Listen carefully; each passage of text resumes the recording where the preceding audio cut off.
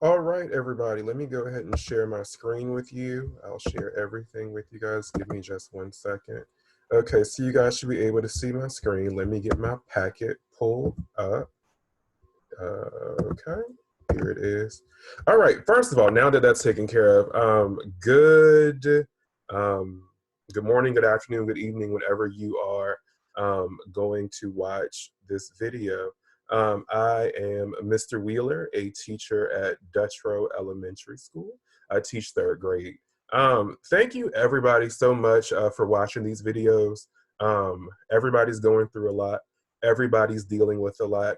Everybody's missing their friends and their routines. And a lot of stuff's going on. So thank you very much to everybody who takes the time to watch these videos.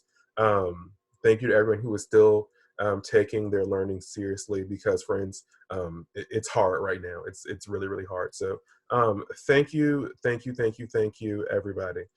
So today is day 4. It's Thursday, March 30th. If you are following along, we are now in packet 4. I believe that this is our sixth, there we go, 6 fingers. This is our 6th week of online learning. So yeah, let's look at what we are doing for day 4. As always, the packet's laid out so nice and neat. It gives you what you're supposed to do each day to be successful. These are our learning targets, or our objectives, excuse me. All right, so we have some stuff for reading. We have some vocabulary, and we have a story, actually a fable to read. Um, so here we have to get our homophone cards, and it has instructed us to write a sentence for each word and then draw a picture for each word. Friends, so 22 cards, Mr. The personally, I think that's a lot. So friends, do what you can when you can. You need to take, more time to get through your 22 cards, friends. Please feel free to break that up a bit more into some more manageable pieces. If you want to get them all done, I think that's super, super impressive. Then you have to read the fable, do what you can. It says to use a piece of paper to summarize the beginning, middle, and end of the story. So you can fold a sheet of paper and make it in 3 sections, or just draw a couple lines to make your paper into 3 sections. Then you're supposed to write what happened during each section of the story, and then you're going to answer some questions that follow. Friends, before you even begin talking about the story, I know that that summary or that short retelling of that fable will help us to probably better answer those questions, because like we are monitoring our own comprehension. We're thinking a bit more deeply about text, which is what we're supposed to do. For math, I believe the middle column is math. It is our responsibility to answer this word problem. So Mr. has already taken the time to work through it, and we will see about this word problem when it's time for math. And then, friends, science is new this week. I believe the science today is involving the water cycle, and it's, from what I've read, it's really cool and really easy today. So friends, that should be something that you guys should take advantage of as well. So friends, whenever you get stuck, if you don't have like a actual copy of the packet, you can always come back and freeze this part of the YouTube video. Or I know that I, for my class, have put it on the Google Classroom link. I put it as a link on Google Classroom, excuse me, so you are free to go there as well. All right, so let's go ahead and get started. So Mr. Wheeler made a little smart notebook. Um, and we're gonna get started with the reading first. So I'm kind of just gonna go through what we're doing here. So friends, it says to write sentences using 22 of the words provided in the homophone list. Remember, this is your review, friends. Homophones are words that have the same sound but are spelled differently and have different meanings. I believe Ms. Holt brought you the video yesterday. She did the first 22, so it's Mr. Lee's job to do the next 22. So friends, a lot of these words you should know. I believe I did about half of them. I think I did about 11 of them. So friends, it's your job to think critically, because you guys are super smart, to come up with sentences for these homophones. And friends, if you need help beyond what Mr. Wheeler has provided, please feel free to reach out to your teacher. You know, have your parents to email your teacher or leave a comment on Google Classroom for your teacher. And I'm sure they will definitely help you. I know that I will. All right, so friends, your first word is no. Mr. Wheeler knows that you guys can do that word, so I skipped that one. Two, I'm just gonna like read off my list. If you don't need, you know, like my help or, you know, my guidance with this part of the activity, friends, please feel free to go ahead and, you know, go on to the next part where we were actually working with the reading. So friends, I'm just gonna read off my sentences, maybe give you some ideas as to what you could use for your sentences. Feel free to take my suggestions, friends. Feel free to go in a completely different way. It is, it's your choice or your prerogative. All right, so two. My sister went to, not that two. See, friends, that's homophones right there. My sister went to VCU for college, so I went there too. I went there as well. Sore. Brandon's hands were sore after taking lots of notes. So, friends, as we're going along, I really encourage you, friends, to try to infer the meaning of the word using the context of the sentence if you don't already know what the word means. Missed. I missed 2 days of school because I had a really bad stomach ache. Then we have no. Then we have another two. Two, T-O, two, T-O-O, and two, T-W-O are all homophones, excuse me. All right, then Mr. Wheeler has the word soar. The mighty eagle can soar high into the air. I feel that you guys can infer what that means. Next word is high. Then we have meat. Then we have scent. When Morgan sprayed the air freshener, the room filled with scents of vanilla. Scent. So, friends, going back to this word meat. This is meat like beef, chicken, steak, or fish. To give you maybe some help there. All right, scent. Mr. Ruther just read. Roam. Cows should have the space to roam freely in grass. Mr. Really included that word freely, which ends in ly, so we know that it's. Does anybody know? We know that it's an adverb, friends. It describes that verb, roam. So hopefully that gives you a clue. Then we have this word see. Then we had the word rough. The planks of wood had rough edges because they were cut poorly. Again, poorly, a word that ends in ly. It's describing the verb cut. So poorly is an adverb. There you go. All right, dear. Then we have meet, like nice to meet you. Then we have cent. When my great grandma grew up, milk only cost 1 cent. Friends, this was different than the cent we had earlier. Friends, here in the word cent, because I have a C followed by the vowel E, I know that this C, is it hard or soft? Friends, it is soft. It makes that soft sound, not a hard sound. All right, Rome. The Colosseum is in ancient Rome. Friends, feel free to Google some images of that. If you need to know what the Colosseum is, maybe give you some more help. Remember, friends, this Rome refers to an actual place. It's a city in Italy currently. Then we have this word see, and then we had this word rough. And honestly, Mr. really had to look this one up himself. I wasn't exactly sure what this word meant. It said the sentence I came up with was the king wore a fancy ruff. And I included a picture of this one because I just thought the picture would be helpful. So friends, this gentleman's wearing a ruff around his neck. Friends, so a ruff is like a fancy collar that people used to wear on their shirts a long, long time ago. So that's a ruff. All right. Then I have the word dear, fair, one, and knight. The knight in shining armor saved the princess and vanquished the evil dragon. So, friends, that's my homophone work. You guys actually should be doing more work than me, friends, because I only did about half of my sentences, and Mr. only really had a picture for one of his. So, friends, remember to draw some pictures. I think it'd be kind of cool. Maybe drew a picture of the fancy collar, the ruff. So, friends, remember to write a sentence. Remember, a sentence starts with a capital letter. It ends with a period or a question mark or an exclamation point, friends. Remember, a sentence has a noun and a verb. Remember, like a lot of good sentences typically start with nouns, friends, just to like help you structure your sentences. So, friends, you have 22 of those to do. You guys are good thinkers. You guys are super smart. So please keep working on those. All right, I have the fable, do what you can.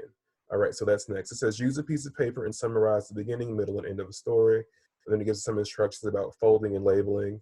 We're to write what happened during each question of the story and then answer the questions that follow the story. So friends, give me a second to scroll down past all the instructions to the do what you can passage. All right, do what you can. So, friends, I'm going to read. If you feel that I'm going too fast, remember you can always go back and listen to Mr. Wheeler read it again. Friends, I encourage you before you even listen to Mr. Wheeler read, I encourage you to try to read it on your own. You know what, friends? I forgot something. I'm so glad I thought about it. So before we even read, sorry, you started reading ahead of me. I want to go over a couple of words that I found in the passage. So, friends, I have this picture here to further my thinking and your thinking.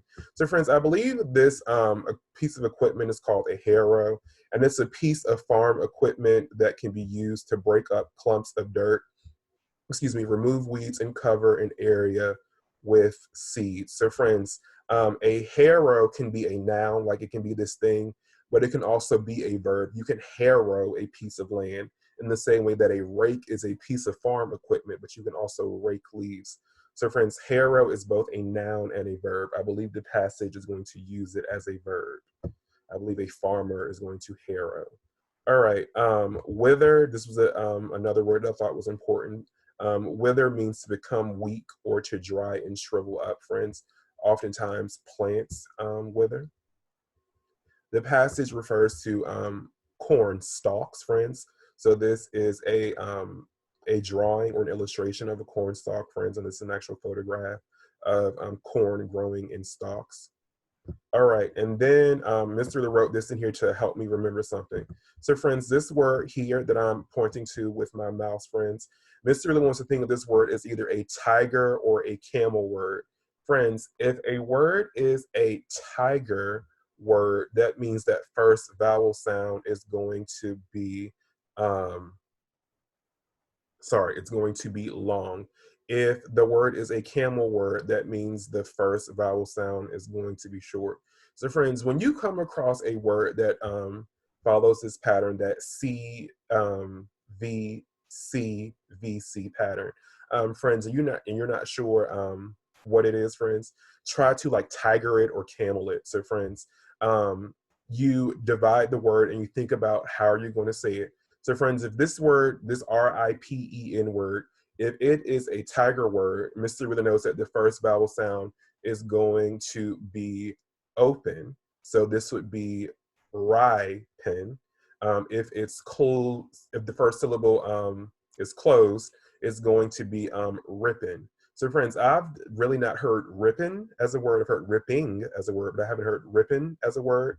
But I have heard ripen as a word.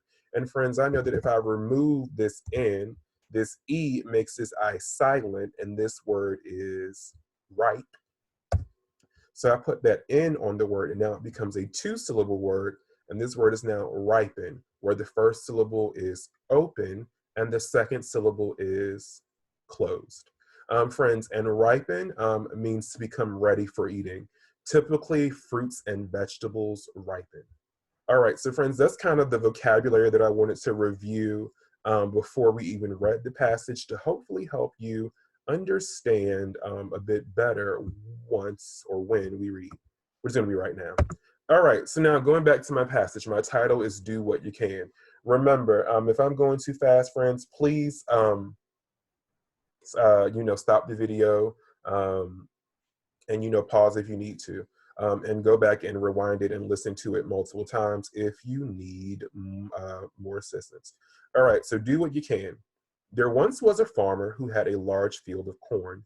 He harrowed it and weeded it with the greatest care, for he wanted to sell the corn and buy good things for his family with the money. But after he had worked hard, he saw the corn wither and droop, for no rain fell, and he began to fear that he was to have no crop. He felt very sad, and every morning he went out to the field and looked at the thirsty stalks and wished for the rain to fall.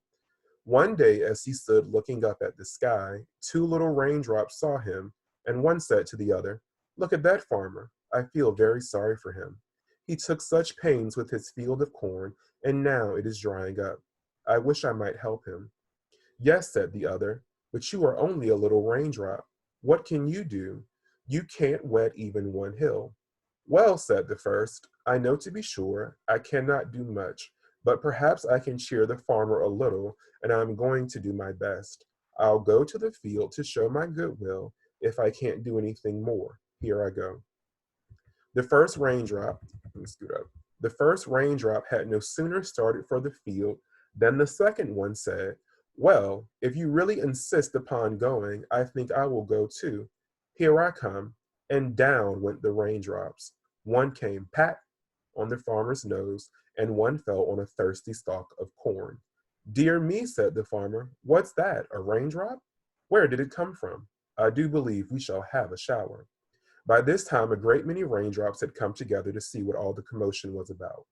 When they saw the two kind little drops going down to cheer the farmer and water his corn, one said, "If you two are going on such a good errand, I'll go too." And down he came. "And I," said another, "and I." And so said they all until a whole shower came and the corn was watered. Then the corn grew and ripened, all because one little raindrop tried to do what it could. So, friends, the text of this story sounds a bit different than what we are like typically used to reading, friends, because it's a fable. Oftentimes when you have a fable, friends, they are like stories that have been told for like generations upon generations. They are typically, friends, excuse me, very old stories that have been around for a long time, and they typically have a moral or like a lesson that you can learn, oftentimes a theme, which we are going to talk about later. So, friends, if you were like reading this and thought like, well, this doesn't sound like something we've simply read, friends, it's because it's a fable, which is a story, a short story that typically has a moral or a theme. It teaches you something, friends. So hopefully you learned something as we read. I thought that was a really cool story. So what I did, friends, I went on and I did this beforehand. Um, is that I wrote my summary. So I wrote my title at the top of my paper, "Do What You Can." And then I wrote this definition to help me remind myself what a summary was. A summary is a short retelling of a longer text that tells you the important details of a story. So, friends, if you go back to my story isn't like, it's not really long, friends, but it's longer than the summary I wrote here. So, according to the instructions, in order to master my learning target, excuse me, according to the instructions, in order to master my learning target, I need to write details from the beginning, the middle, and the end. All right, so in the beginning, the farmer has a large field of corn, but it won't, friends, won't is a contraction. It means will not grow, even though he takes very good care of it. He wants the corn to grow so he can sell it. He is sad. Um, then a raindrop wants to help him. Middle. The raindrop decides to go cheer him up, and the raindrop's friend follows him. Um, the farmer feels the raindrops on his nose and thinks a shower is coming. And then at the end, other raindrops show up and decide to help the man because they saw the first two raindrops show great kindness. Many raindrops then shower the farmer's crop, and all of the corn grows and ripens. So, friends, I didn't have every little detail in my story, excuse me, my summary, but I had the most important stuff. All right, and then Mr. wrote a note here.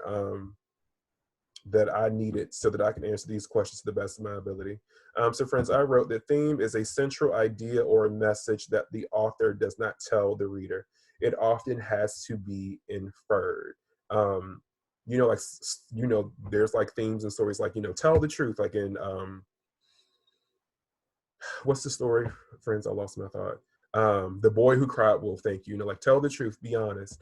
But the story doesn't come out and necessarily say tell the truth. You have to infer it. So, friends, in this fable, there is a theme that we have to infer. So, friends, let me go look at this question and read the answer choices. So it says, what is the main theme of, I should say, of this story? A, one person can make a big difference by inspiring others. B, it is better to be a leader than a follower. C, sometimes people just need kind words. D, nature is more connected than we realize.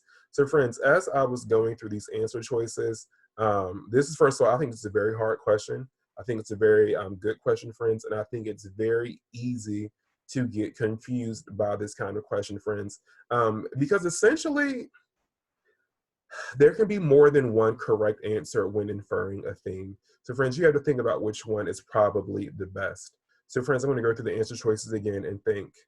Um, so, A, one person can make a big difference by inspiring others. So, friends, in the story, there really was only the farmer, um, but the raindrop kind of did like make a big difference because he inspired the other raindrops to help the farmer out. So that makes sense to me. Then let's go into B. It says it is better to be a leader than a follower. Well, I kind of agree with that one too, because the first raindrop had to be the first to do something.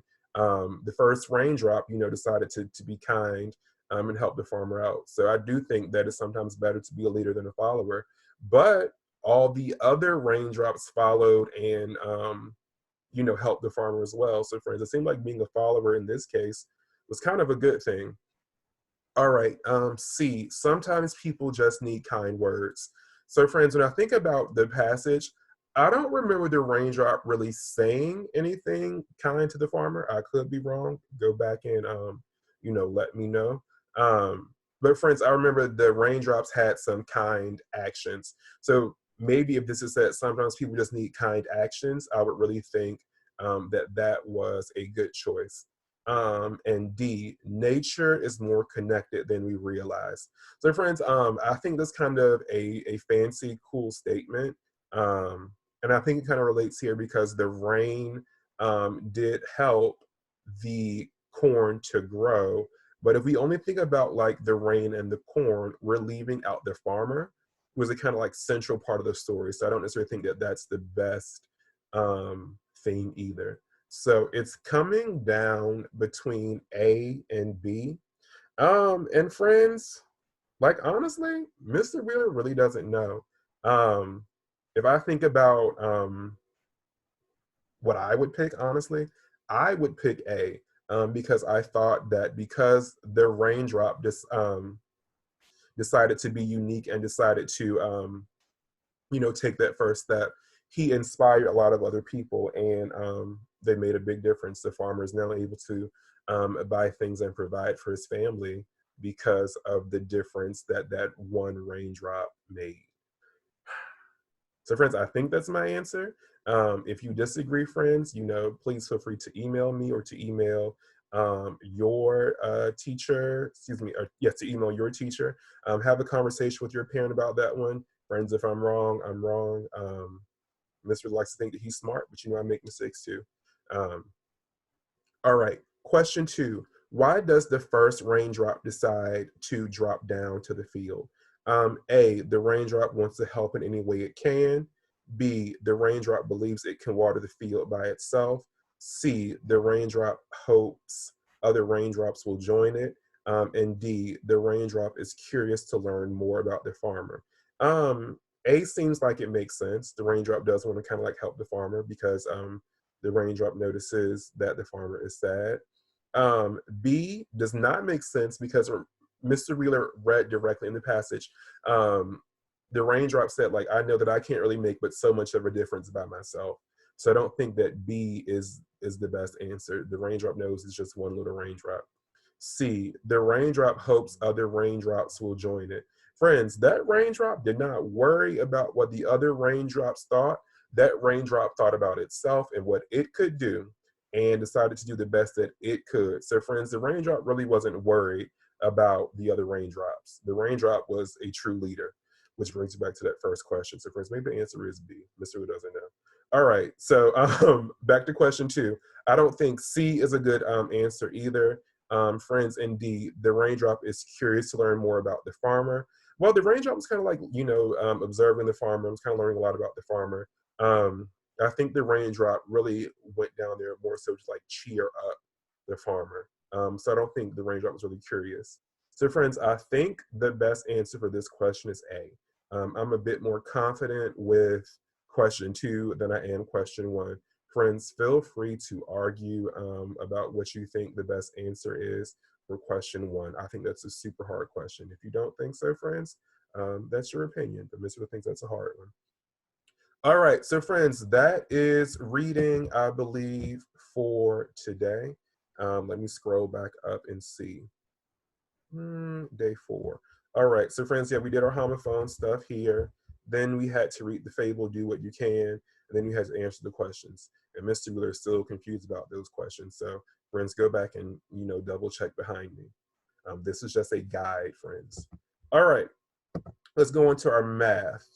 All right, I wrote my question here. It says Piper has 32 containers of crayons to distribute or pass out at school. Each container has 4 crayons. Then 18 of the crayons got broken and couldn't be given to the school. How many crayons can be given to the school now? Use pictures, words, and numbers to show your answer. So Mr. has a container that contains 4 crayons here. I have this little picture here. So friends, with word problems, I think the best way to solve a word problem is to go through like those 4 crucial steps that you should consider when solving a word problem. You think about what you know, what question you're trying to answer, how do you solve it, friends, and how do you know that your answer makes sense. All right, so here, let's go ahead and get started. So, what do we know, friends? When they ask you, or when you go through this process and you think about what you know, friends, all you have to do is restate what's already in the problem. You really don't have to do much thinking, friends. All you have to do is decide what information the problem gives you. Do not start off doing any math, friends, if you don't consider what evidence or what information from that problem is going to help you solve it. Friends, oftentimes, if you think about what you know, it will help you to decide what you need to do. So friends, what do I know? There are 32 containers of crayons. Each container has 4 crayons, and crayons must be distributed or passed out. And then I also know that 18 crayons got broken. So friends, that's the information I took directly from this question here. I have 32 containers of crayons. Each container has 4 crayons. Crayons must be distributed or passed out, and 18 crayons got broken. What is the question? Friends, the question is the statement in the problem with the question mark. It usually begins the word like what or where or when or how many or how much, friends. Look for that sentence and that's going to be your question. So my question is, how many crayons can be given to the school now? So how do we solve this problem? Friends, oftentimes when you have a problem with a lot of information, the first thing that I would do is draw a picture. So I started out drawing this picture here. I know that I need to have 32 containers of crayons. However, it would have been really kind of hard to have to represent all those crayons. So what Mr. Wheeler did was he drew 16. So friends, half of 32 is 16. So I'm gonna have to count my picture twice. So friends, we can count by 4s here. I know that you guys are able to do that, friends. So I'm going to count by 4s, and I'm going to do it a bit slow, friends, because the hope is that you are getting to the answer before I am. So friends, if you like, you can like, you see Mr. has his hand over, or actually my arrow over the crayons. You should be counting in your head fast. You should be going 1, 2, 3, saying 4 louder to yourself, because we're skip counting. We're not counting well, we are counting each of them, friends, but if you need to count all of them, please do so. But friends, we're kind of like trying to count groups of them, trying to skip count. So friends, if you need to count individual crayons, please do so. I'm gonna give you a little bit of time. So 4, then 8, then 12, then 16. Friends, every time I am counting, I'm adding another group of 4 to my total. So 4, 8, 12, 16, 20, 24, 28, 32, 36, 40, 44, 48, 52, 56, 60, 64. So friends, I know that this only represents half of my crayons. I have 64 crayons here, so I can count my picture twice. So if I'm at 64 and I start back from the beginning, 64, 68, 72, 76, 80, 84, 88, 92, 96, 100, 104, 108, 112, 116, 120, 124, 128. So friends, there are 64 crayons, so I could have doubled them, and 64 plus 64 equals 128. Then, friends, I subtracted y. I should have probably wrote something down. I subtracted y. If I go back to what do I know, friends, 18 crayons got broken. Those 18 crayons that got broken couldn't be given to the school. So I needed to get rid of or subtract them from my total. So 128 minus 18 equals 110. 110 crayons could be given to the school. I can check that. So friends, I have an 8 in my ones place here, 8 in my ones place here. 8 minus 8 is 0, 0 in my ones place here. 2 minus 1, friends, is 1, 1 in my tens place. And then 1 minus nothing in my hundreds place is 1. So 110 crayons. All right, so friends, that's kind of like one way to like solve it. You could have drawn a picture. But I kind of thought about what else I could do. So friends, when we count many groups or skip count or add repeatedly, we are essentially multiplying, friends. Remember, like skip counting or repeated addition, friends, are just another, are other methods of multiplication. So friends, after you find your product, which is the answer to a multiplication problem, you can subtract. So friends, we would have to multiply 32 times 4 because 32 represents the number of crayons, the number of containers we have, and we know that there are 4 crayons in each container. All right, so friends, multiplication, we know that we can do it like a million different ways, friends. I kind of broke it up into smaller multiplication facts. So friends, I know that the sum of 30 times 4 and 2 times 4 equals 32 times 4. All right, so this is what I did. I know that 30 times 4, friends, that's a lot of numbers to think about. So what I did, friends, was I simplified it. I knew that 3 times 4 was 12. So friends, if I place a 0 down here in my factor, I can now place a 0 over here in my product. So friends, if I have 3 groups of 4, it's just 12. Now, if I have 30 groups of those same 4, I have 120. Then 2 times 4 equals 8.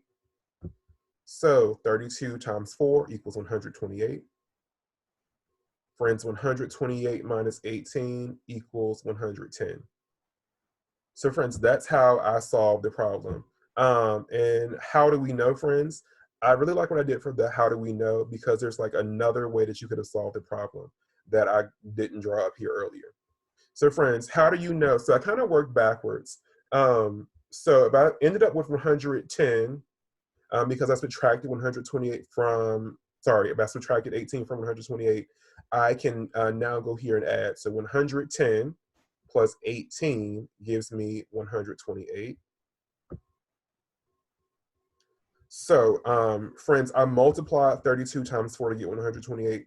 The opposite of multiplication is division.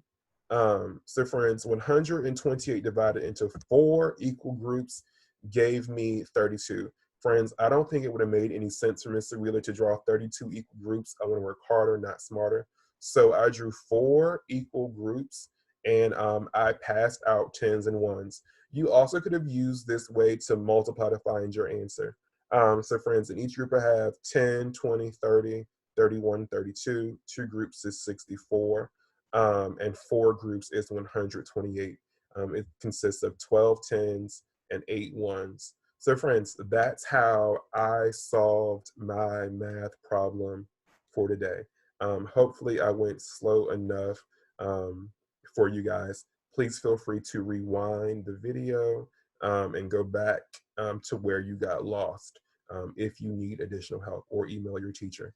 Um, Please reach out if you need anything. All right, so that is math for today. There's this optional thing where you can watch something on TV um, if you need to do that. All right, and then for science, I'll just read you the instructions. For instance, it's something you can complete very simply on your own. You probably don't need a lot of help from your parents. You should always um, ask. All right, a lot of people use the water cycle to dry their clothes. People can hang clothes outside to dry by the sun after washing them. So it says to do an evaporation experiment. Evaporation is when water is heated and returns to the air as a vapor or a type of gas. All right, so step one, it says using water, wet a soft material like a paper towel, napkin, or piece of clothing. Step two, place it out in the sun. Step three, observe every 30 minutes to see what happens. Step four, write down your observations. After 30 minutes, the wet material feels, and then it gives you a bunch of words you can use. Wet, somewhat wet, almost dry, dry. After 1 hour, the material feels, use those same words. And then, friends, it says repeat until your item is dry. So that is what you can do to master your science learning target for today. So friends, that is all that I have for day 4. Remember to stay safe and reach out to your teachers if you need anything in regards to school, or if you just need somebody else to talk to. All right. Thank you very much, Detro Dolphins. I really appreciate your time today. Please let me know if you have any questions or concerns. Um, Thank you very much for your time.